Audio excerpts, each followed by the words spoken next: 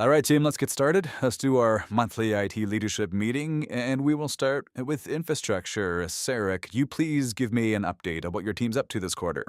All right, absolutely. Our team has been very busy this quarter, and I'll give my managers actually a chance to let you know what they've got going on. Amir? We're expanding wireless coverage in the new research building. Great. Priya? We are building the new computing platform for the research team. Excellent. Mark? Yeah, we're replacing UPS batteries in the primary data center this month. You guys are pretty busy, it seems. Is there like a dashboard I can look at where I can see everything? Sorry? I have a spreadsheet. We track all our stuff just on the whiteboard. We're using the projects module in Jira. Right, but is there like a single place where I can see all three? We could just take a picture of the whiteboard. Yeah, we need a longer term strategy than this. Every organization has a current state, the way you do things, and some of those ways of working make perfect sense, and some seem completely bizarre, at least until someone explains the history, and then you realize there was a good reason. Maybe not a good reason anymore, but a reason. And every organization also has some idea of a future state, strategic plans, annual plans, roadmaps, PowerPoint slides full of words like modernization, transformation, innovation, optimization, and a bunch of other Asians. And usually those future states sound pretty good, and most senior leaders can describe one, but the challenge, of course, is actually getting there, because between the current state and the future state are hundreds and sometimes thousands of decisions. But as organizations grow, complexity grows faster than coordination. A small team can survive on hallway conversations, and everyone seems to know what's happening. Everyone seems to know who's working on what, and everyone knows why decisions were made. But eventually, if you're lucky, success creates a new problem. Growth. More people, more teams, more technology, more stakeholders, more competing priorities. And the very things that made the organization successful begins to struggle under the weight of that complexity. Not because anyone is incompetent or because people stopped caring, because relationships don't scale forever. It doesn't usually happen catastrophically or all at once, just little cracks. Different teams moving in different directions, different priorities competing for attention, different assumptions about what matters the most. And that's where governance enters the story. Not a bureaucracy or a control per se, and it's certainly not a collection of meetings that nobody wants to attend. At its best, governance is simply a way for organizations to make better decisions together, to create shared understandings, shared priorities, shared direction, and it helps small groups of people make decisions that can scale across much larger organizations. In many ways, governance is the mechanism that allows trust to scale. Scale challenges don't usually all arrive at once. They arrive as questions. Questions that were easy to answer when the organization was small, but become increasingly difficult as complexity grows. Questions like, what exactly are we working on? Why are we working on it? And where are we trying to go? And perhaps most importantly, how do we know if any of this is actually making us better? And even if one could answer those questions, would everybody else in the organization have the same answer? The answer to those questions won't come from a single framework or meeting. Instead, we need to incrementally add governance process at the right times. And that's exactly the journey we're about to watch unfold. Let's talk about the North Star Research Group. North Star, of course, is a fictional organization. They probably make widgets or particle accelerators or who cares. Just know that they are getting to be a pretty decent size. Behind the scenes is an IT department of about 40 people. And by most measures, they're doing pretty well. The network is stable, the cloud environment is growing, and researchers have access to the tools they need. Projects usually get completed, and nothing's really on fire. And that's exactly why the story is interesting, because the need for governance doesn't only appear when organizations are failing. The need for governance tends to emerge when organizations are succeeding and growing. When the informal practices that worked at 50 people, they become strained when things start to take off. So we're not trying to fix a broken organization. We're trying to find a way to keep scaling up gracefully. And that's a very different challenge.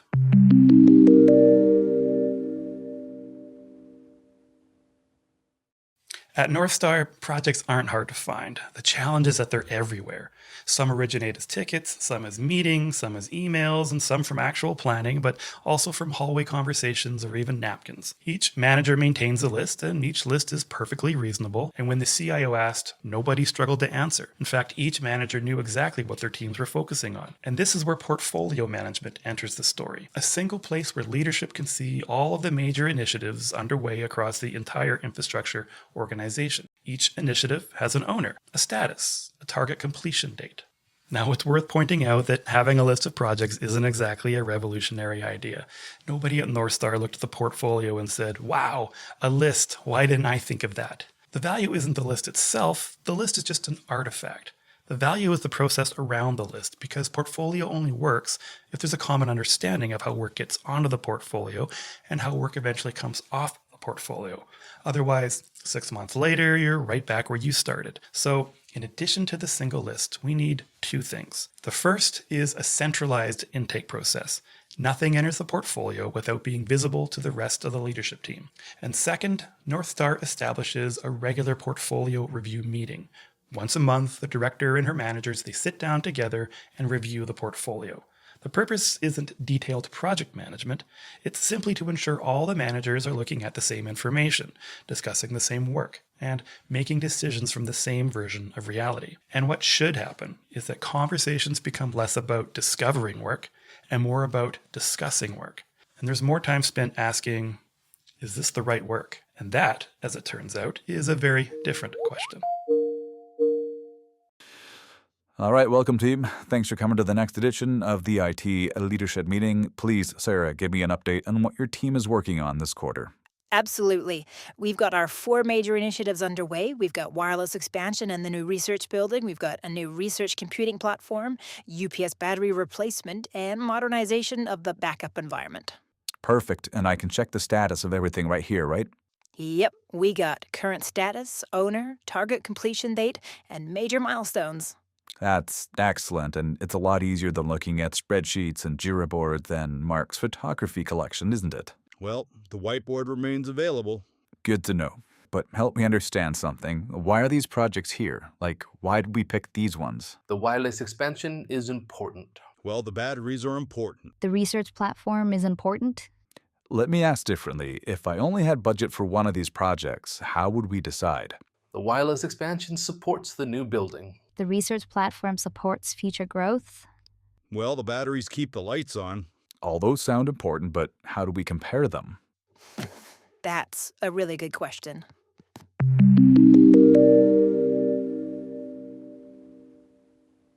So portfolio management solved the what are we working on question, but visibility isn't the same thing as prioritization. And when the CIO asked why a project deserved attention, every manager had a reasonable answer. None of these projects were obviously wrong. In fact, they all sounded important. And that's exactly the problem. Because if everything's important, then how do you decide what matters most? This is where risk management enters the story through the use of a risk register. A risk register is simply a structured way of documenting the uncertainties that could prevent you from achieving your objectives. We aren't looking to create a giant spreadsheet full of hypothetical disasters. The goal is to create a common language for discussing exposure. Instead of arguing over projects, the team can discuss risks. Instead of debating opinions, they can evaluate consequences. Instead of asking, whose project is most important, they could ask, what happens if we do nothing? And that subtle shift can change the conversation. So we establish a centralized risk register. Every significant risk is documented in a common location. Each risk would include a description, potential impact, likelihood, controls, treatments, and a risk owner. And that last point is important. Every risk has an owner. Not because they caused the risk, not because they are personally responsible if it occurs, but because someone must be accountable for understanding it, monitoring it, and helping the organization decide how to respond. And we'll also establish a quarterly risk review meeting with the senior team members. The purpose of this meeting is not to eliminate every risk. That's impossible. The purpose is to ensure the risks are understood.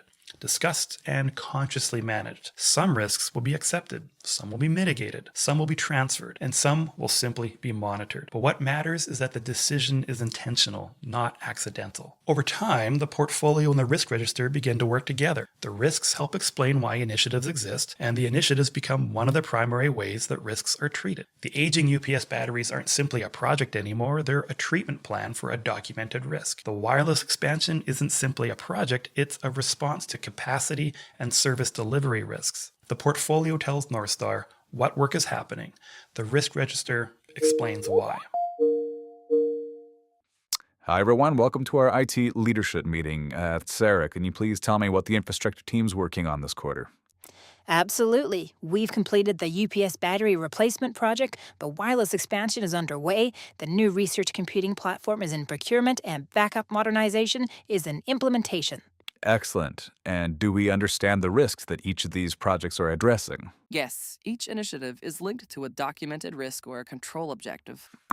That's good, but help me understand something here. What's our environment going to look like in 5 years from now? More reliable. More automated? Powered on.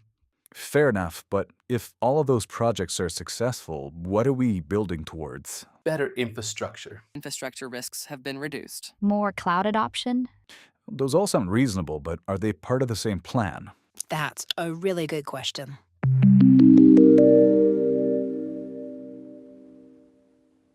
So now we have a portfolio management for visibility and a risk register for priorities. But the CIO's question exposed another challenge. What happens when all those projects are completed? Like, what are we actually building towards? Because if you ask 10 different people leaders what they want the future to look like, you'll often get 10 different answers. And none of those answers would be wrong. It's just that they're not necessarily coordinated. And that's where enterprise architecture enters the story.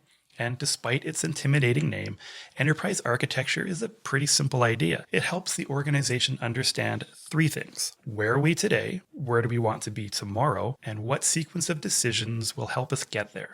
So we begin by establishing a set of architectural principles, simple statements that guide future decisions. For example, cloud first where appropriate, buy before build, standardize before customize. These principles aren't intended to make decisions automatically, but your decisions should satisfy them. We'll also establish an architecture review board whose purpose isn't to approve every technical decision, but to review significant investments and ensure they align with the organization's target state. And when a major initiative enters the portfolio, the question is no longer simply, does this solve a problem? The question becomes, does this move us closer to the future we're trying to create? And over time, technology decisions become more consistent.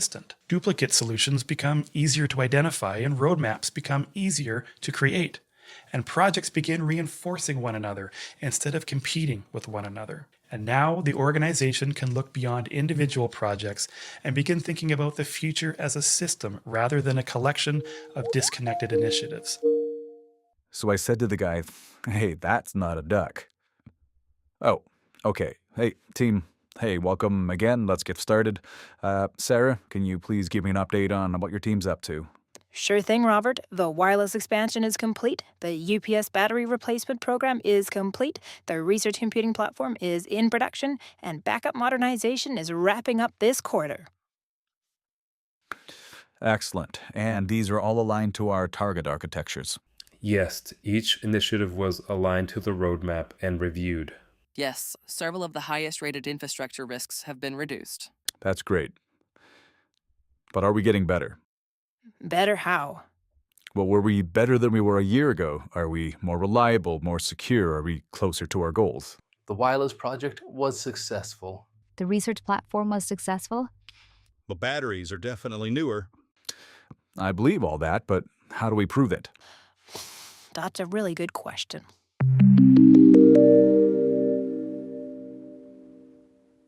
By this point in the story, Northstar has come a long way. The organization knows what it's working on, it understands why that work matters, and it has a shared vision of where it's trying to go. But the CIO's question exposed one final challenge. How do we know if any of this is actually making the organization better? Because projects can be completed, risks can be reduced, roadmaps can be followed, and yet the organization might not actually be improving.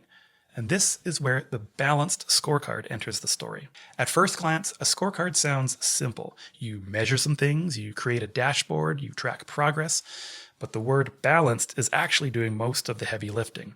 Because organizations have a tendency to measure whatever is easiest to measure. Project completion, budget utilization, system uptime, ticket counts. The problem is that success in one area can sometimes hide problems in another. You can reduce costs while increasing risk. You can deliver projects while creating technical debt. You can improve efficiency while frustrating customers. The purpose of a balanced scorecard is to prevent the organization from optimizing one outcome at the expense of everything else. At North Star, leadership identifies a small number of measures that reflect the outcomes they actually care about: reliability, security, operational efficiency, customer experience. Just enough information to determine whether the organization is moving in the right direction. Are we becoming more capable over time? And that changes the conversation. It's less about activity and more about outcomes. Less about whether a project was delivered and more about whether the organization improved. So what I like about North Star's story is that nothing was ever really broken. Nobody needed rescuing, the engineers were capable, the managers were capable, the services were running. The projects were getting delivered and the organization was successful. What changed wasn't the quality of the people. What changed was the complexity of the environment they were operating in. Success and growth created complexity, and complexity demanded more coordination, and coordination required governance. Over the course of this journey, North Star learned how to answer 4 increasingly important questions. What are we working on? Portfolio management helped answer that. Why are we working on it? Risk management helped answer that. Where are we trying to go? Enterprise architecture helped answer that. And how do we know if we're even getting there? The balanced scorecard helped answer that. And governance maturity doesn't end there. In fact, answering those questions often reveals entirely new ones. Questions about capacity planning, service ownership, financial management, demand management, and many others. Because every solution creates the opportunity for a more sophisticated problem. But that's exactly what organizational maturity looks like. It's not perfection, it's not bureaucracy, it's not the implementation of a framework. Maturity is simply an organization's ability to answer increasingly important questions, and then act on those answers. If you made it this far, you either know me, or you've taken pity, or maybe you were entertained. Well, if you found this kind of neat, then by all means subscribe or let me know what you thought. Anyways, thanks for watching.